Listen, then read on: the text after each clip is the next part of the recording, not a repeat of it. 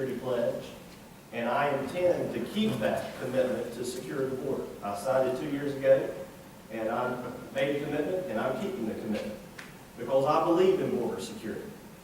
But one way, in addition to just strict border security to secure the border, is to have in place guest worker programs that actually work, that employers can use to get the labor they need when they need it. You go and you ask any farmer in particular how cumbersome and burdensome the legal guest worker program is today. In fact, this is how bad it is. When people use legal labor through the H-2A program, guess what? Legal Services shows up on their door and they're threatening to sue them because they got a half an inch of a cut in a screen in their labor house.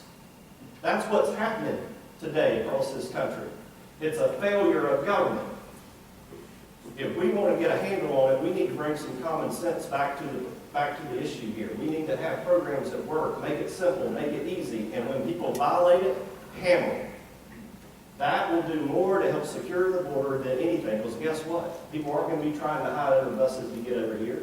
They'll have a way to come, work, and then go home. And here's a little secret.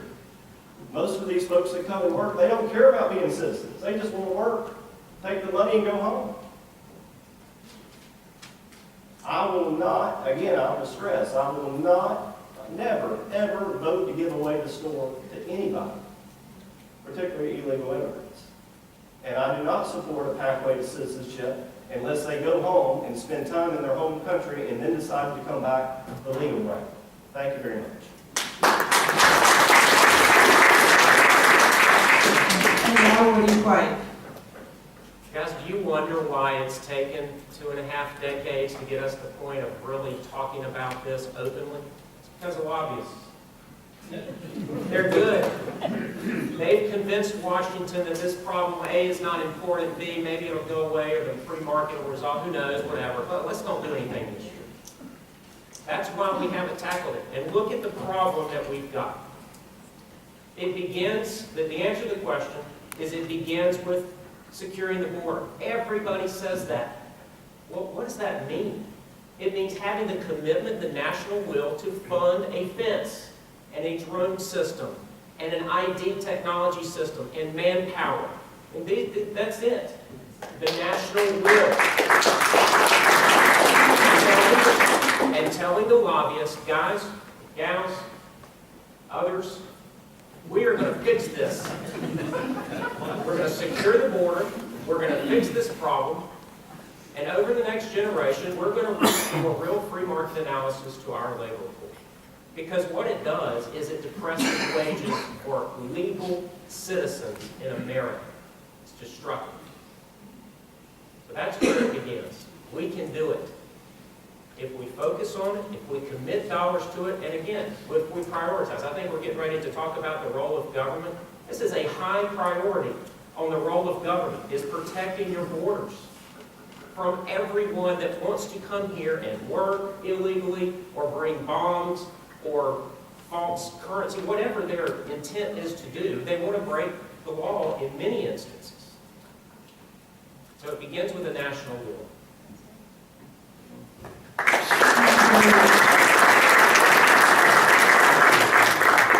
And now we will address the issue of the role of government, and our first question comes from Joan.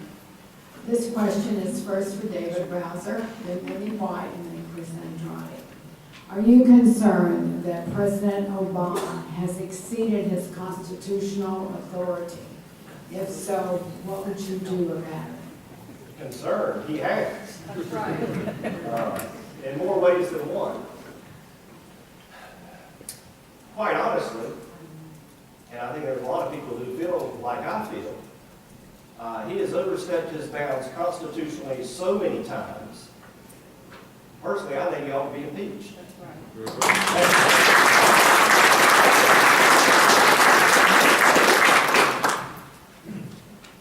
The best way to handle it is to win big in 2014 and win even bigger in 2016. That's the only way to get this country back on solid footing to move forward. You know, we need to have a Congress that is very vigilant in its oversight. Republicans control the House of Representatives. They're doing the best they can to assert jurisdiction and to assert oversight. over all these federal agencies that are running out of control, IRS included. But we don't have control of the United States Senate. And we've got to get that in 2014. So what do you do about it? I think we talk about it. We talk about the aggressiveness of this president and everything he's doing to overstep the bounds. And we need to go out and mobilize our people to get to the polls and vote in a big way. Because the American people will get what they want. We just got to get them to the polls and make sure they understand why this is so important. And in between then, I think we raise as much hell as we can and do the very best we can to hold his feet to the fire.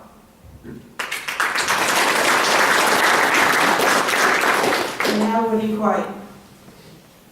The first three articles of the Constitution set out the three equal branches of government. You know what order they're in? The legislative, the executive, and the judiciary. So when our founding fathers sat down and said, this is what we're going to do, we won the war, and we're going to set out a guiding document for future generations. What did they tackle first? The legislative branch. Doesn't mean it's more important, but it does mean they started talking about it first. And in Article 1, Section 7, they said that the basis of revenue, raising revenue and spending money begins where? Not in the Senate, but in the House of Representatives, in the people's chamber. Every 2 years, the people face election. Why is that? You hear members of Congress complain about, oh, geez, I wish I didn't have to run for re-election every 2 years. Well, they put that in the document in 1789. Why? Because they wanted the House of Representatives to be the chamber of the people. And they wanted to judge them every 2 years on what they were spending the money on and what priorities they were setting. This president has flouted that. He's ignored it, and he's pushed back. And you know what? A lot of people in our party have enabled him to some extent. That's why we need to elect people that understand the Constitution, that actually read it and follow it.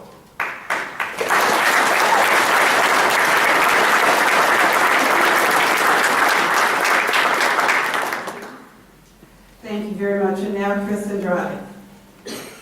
Ladies and gentlemen, the role of government is up to you. You got to get out and vote. If every Republican voted in the last election, we would not be talking about President Obama. They work for you. If elected, I'm going to work for you. You determine the role of government, but you have to get involved and you have to vote. And right now, we've seen what President Obama is striving for. A socialized democracy, because he sure doesn't want a representative republic. And that's where you have the power. So if you want to fight for your representative republic and not morph into a socialized democracy like Europe, you have to vote.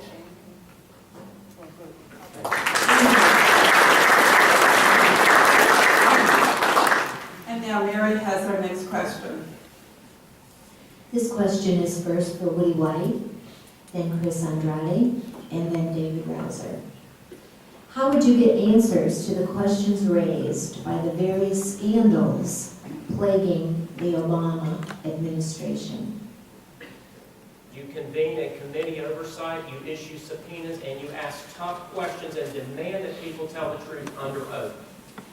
That's what I've done in the courtroom for 20 years, is follow those rules. And if they don't tell the truth, you charge them with perjury. It's a felony. If they invoke their Fifth Amendment right, which again, they can do, you convene investigations with a special grand jury and you go around it. But you hold people accountable, folks. If you do nothing, then the executive authority continues to expand and expand and expand. Congress has a role to play as an equal branch of government. And it takes members of Congress enforcing those rules effectively, with discipline, with backbone, with resolve, with vision, with commitment. Those words mean something.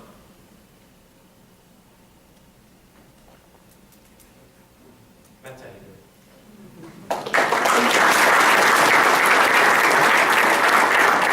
Thank you. And now Chris Andrade. Ladies and and gentlemen, they got all the power, and they got the press. So it's gonna be tough to get to the bottom of it. Because when you got the press on your side, can you imagine if George Bush had Fast and Furious, the IRS scandal, Benghazi, what the news media will be doing with that? And you need to let the news media know that you're not gonna take it anymore. They throw around terms like the low information voter. How insulting. I think you're the no information voter because they don't give you the information you need. So we're going to struggle and we're going to subpoena and we're going to do all this, but they got the power and they got the media. And maybe one day, like 10 years later after Block Talk down, we'll find out the truth about what really happened. But it's not going to happen in the near term, ladies and gentlemen. They got too much control. So what's the best option? Vote Republican. And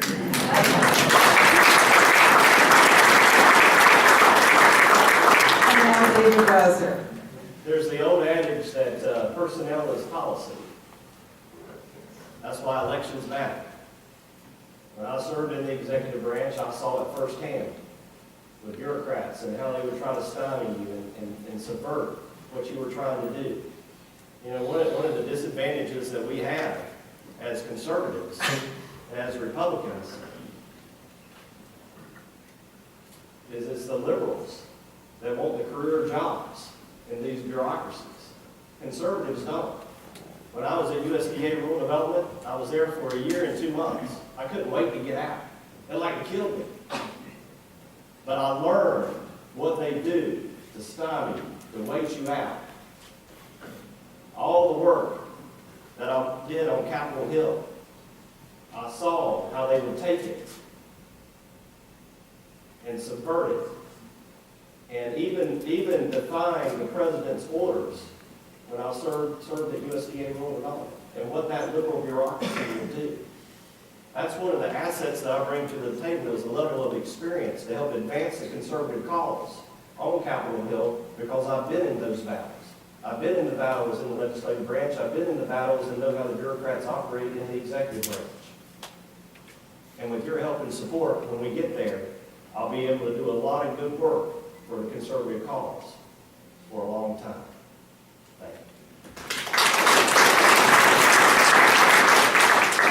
Thank you. And our final question in this segment is from Colleen. This question is first for Chris Andrade, then David Rouser, and then Woody White. Please state your position on term limits for you and for others. Thank you, Colleen. I don't believe in term limits, because that's not what our Constitution says. If you have an elected official you think is doing good by you, and you want to re-elect them, you can. But the way you enact the career politician is you take away their retirement. Unless they do 20 years, if you're re-elected enough times to do 20 years, they don't get a retirement. And they'll catch on pretty quick, because they need to go find some real work.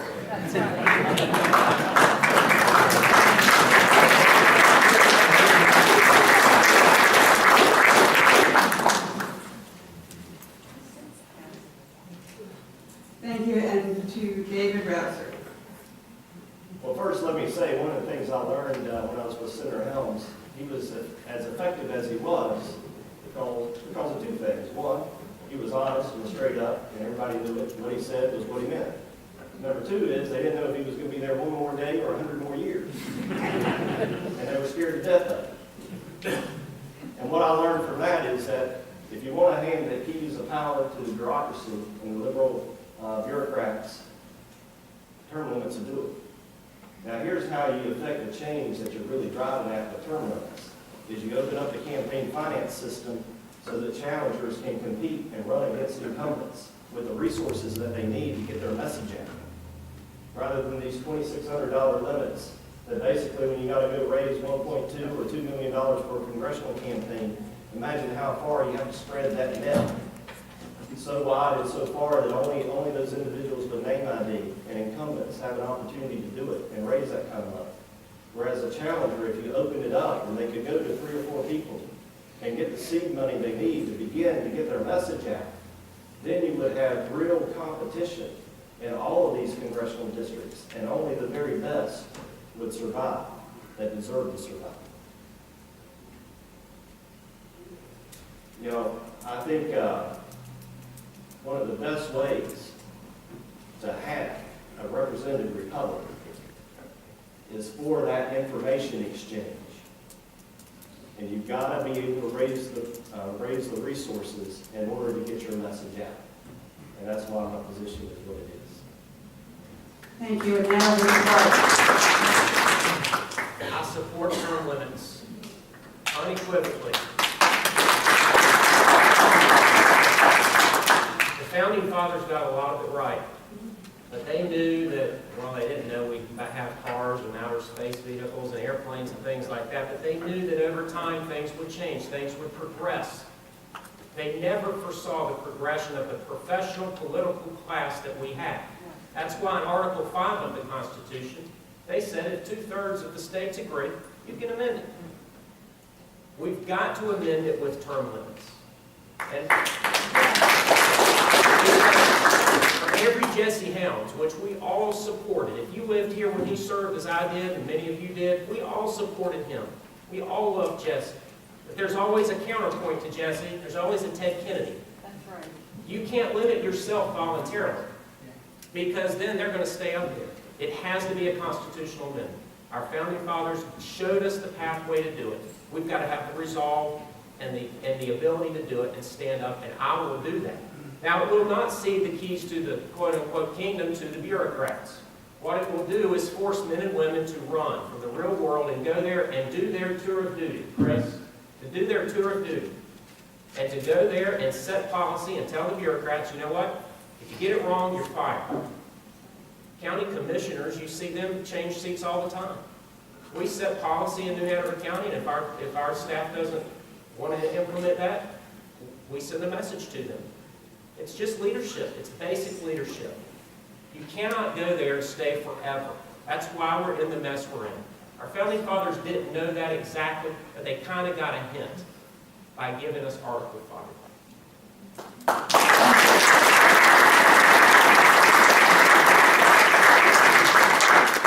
And now we have two final questions before we move on to the candidates' closing remarks. Gentlemen, there will be no rebuttals to these questions. Joan has the first one. This question is first for David Rouser, then Woody White, and then Chris Andrade. We did ask you all in advance what committees you'd like to serve on. David Rouser, you said the Agricultural Committee, Transportation and Infrastructure Committee. Woody, you said Armed Services and Budget Committees. And Chris, you said Armed Services and Homeland Security Committees. Please explain why you chose those committees, David. I chose the House Agriculture Committee and the House Transportation and Infrastructure Committee because of the needs of the district. Agriculture is a roughly $80 billion industry in North Carolina. This district is probably one of the top 5 value ag districts from all across the country. Between the pork, poultry, tobacco, sweet potatoes, blueberries, strawberries, you name it. Landscape, nursery, all of that combined. I chose the Transportation and Infrastructure Committee because of the local needs here. Transportation and Infrastructure has jurisdiction over the Army Corps of Engineers. Anybody who lives here knows how important the Army Corps of Engineers is in terms of our dredging, in terms of our beach nourishment and renourishment. That's why I chose the committees that I did. We've got I-95 and I-40 that cut right through the district. We have significant infrastructure issues in this district that need to be addressed and need to be addressed quickly. And the best way to help do that is to get on the right committees that have jurisdiction over those issues so that we can take care of this district. And as we take care of this district, improve the economic prospects for North Carolina. Infrastructure is so important for the economy. We have no idea how much we're losing daily on our roads due to deterioration, the maintenance, and the upkeep. Senator Bill Raven can tell you, he studied this issue very strongly. And it's not just our roads and bridges, it's the waterways and the inlets. As I tell others who come to the coast, I said, you know, those waterways, that beach renourishment, that's just like roads and bridges further inland. And so that's why I chose the two committees that I did.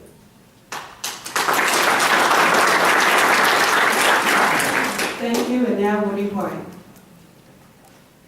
Folks, we have representation in North Carolina on the Agriculture Committee already, Congressman Richard Hudson. We're unrepresented on armed services and on budget. That's why I chose those two committees.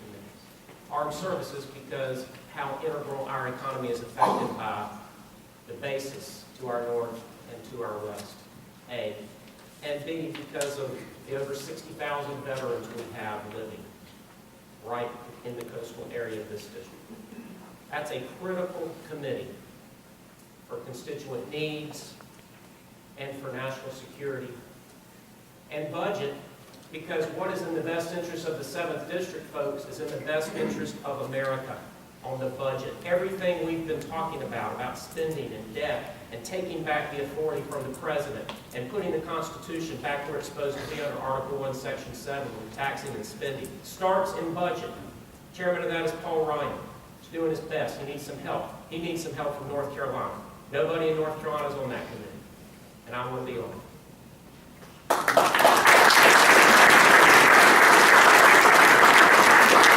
Thank you, and now Chris Andrade. I chose the Armed Services Committee because I've served from private all the way up to command sergeant major retired, peacetime and war. And I want to use that experience to take care of those who serve, those who have served, and the families that support them. This is a very, very proud military state, and we have a lot of retirees and veterans in this state. We have 5 installations here, and there's a lot of facilities our retirees use, like the commissary that they want to close. It takes $1.6 billion a year to fund the commissary, and they're going to give Karzai $6 billion this year. What's the justice in that? I also picked Homeland Security because you may not be aware that the Coast Guard, ICE, DEA, and numerous other agencies fall under a giant Homeland Security apparatus now, and I want to be involved in that committee to put teeth in my immigration reform.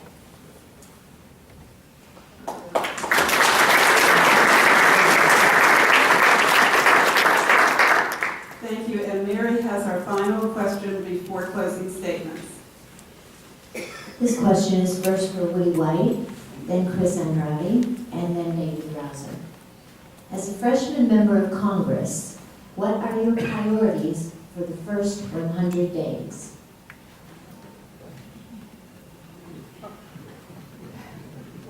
Well, since I've only been to Washington as a tourist, which is a positive, by the way, I want to learn my way around. I want to introduce myself to my fellow congressmen and women, and I want to tell them how I'm ready to get to work. I didn't come here to go to social events and cocktail parties. I came here to build coalitions and accomplish things. I want to do that in the first 100 days. And I want to spend a lot of time in this district where I've lived my whole life. I'm not taking my family up there. I'm going up there alone for the required amount of time, and then I'm coming home to see you, and see my friends in Brunswick County, and my friends in Bladen, and Johnston, and New Hanover, and Pender, and everywhere else. Because this is where you hear the day-to-day stories. Members of Congress, as I've said earlier tonight, are detached, they're disengaged, they're a professional political class. And over the first 100 days, I'm going to form habits as to how I'm going to conduct myself in office. And those are some of them. And I look forward to that.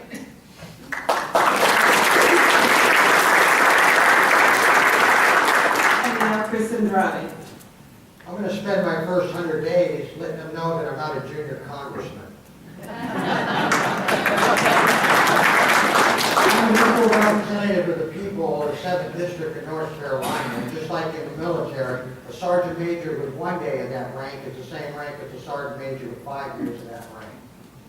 So I'm going to go up there and let them know I'm ready to lead the way, and you can either lead, follow, or get out of the way.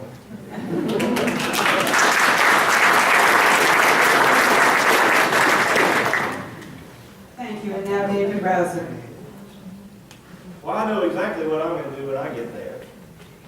I'm going to do the same things that I work on so hard in the state legislature. I'm going to introduce a bill that says basically if you're a federal agency and you introduce a rule or regulation that's going to cost business, it's got to come back to Congress for final approval. I'm going to introduce a bill that says, all right, these are the federal agencies where I believe we can cut spending, and I'm going to take a portion of that money and delegate it back to the states so that we can help increase teacher pay and the states can do other things that they need, infrastructure or whatever it may be. I believe in a very limited federal government, and I am serious about it. And I proved I was serious about it when I was in the state legislature. The American Conservative Union rated me 100% every time they rated me. The North Carolina Free Enterprise Foundation always rated me one of the top most effective pro-business legislators. I was ranked the 10th most effective legislator in 2011, which was a high honor, quite frankly, because everybody ranked ahead of me had served a whole lot longer than I'd been there. And we all know how important seniority is in the legislative branch. So those are two bills in particular that I'm going to focus on. Rules and regulations, because they are killing business and our small businessmen, our entrepreneurs, and our farmers by 1,000 cuts. It has got to stop. The other thing I'm going to focus on is repealing Obamacare. That's going to be part of the plan. And in the first 100 days, if we can get that done, we'll be making real progress. Thank you. And now we're going to go to our closing statements. The candidates will have 90 seconds for their closing statements. Earlier, the candidates drew numbers to determine the order of their closing statements. And we will start with David Rouser, then Chris Andrade, and then Woody White. David? Well, first, let me thank you again for the opportunity to come and be with you here tonight. And this is an important choice, our May 6th primary. And there are distinct differences. You know, we had a little sparring up here, which I think is a healthy thing, a fun thing. And, you know, I find it ironic that I have an opponent who's considering himself a moderate, but yet on his law firm's website advertises to sue businesses. I don't find anything conservative about that at all. Now let me say, I got in this race a couple years ago because I firmly believe that we have got to turn this country around and we have a short amount of time to do it. I believe this country is here for a reason, that we must preserve the great freedoms of this country, that we can be again the lamp of liberty for the rest of the world, and that we got to do several things to turn this country around. Get rid of the government intervention, rules and regulations that are killing our businesses, and we must cut spending so that we can get our national debt under control. We've got to do both. And in this race, you have a choice among candidates, and I'm the only one on this stage who has proven that I'm willing to take the fight to the bureaucrats. And by the way, I don't mind firing a bureaucrat. You can just ask anybody over at Diener or anywhere else that's had to deal with me in state government. But that's what we've got to do to turn this country around. I thank you for your help, your support, and may God bless you and God bless America.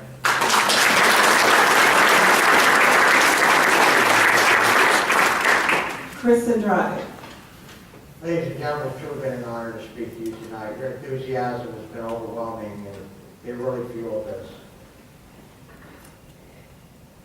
I'm standing here because you need leadership.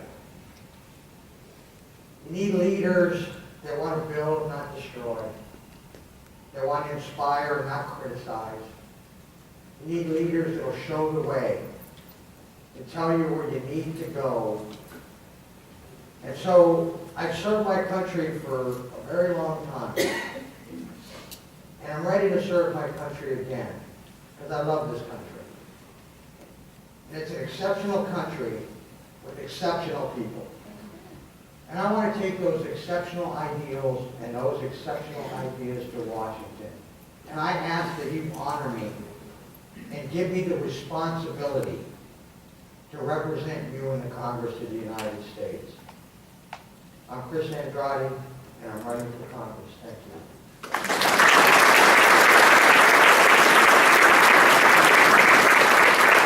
And now Woody White. Folks, when you're losing the political argument, you look at your opponent's website, and find the worst thing you can find. I'm a lawyer. I've been recognized by my peers and judges before whom I have appeared as an award-winning attorney. I've achieved a lot of things in my life.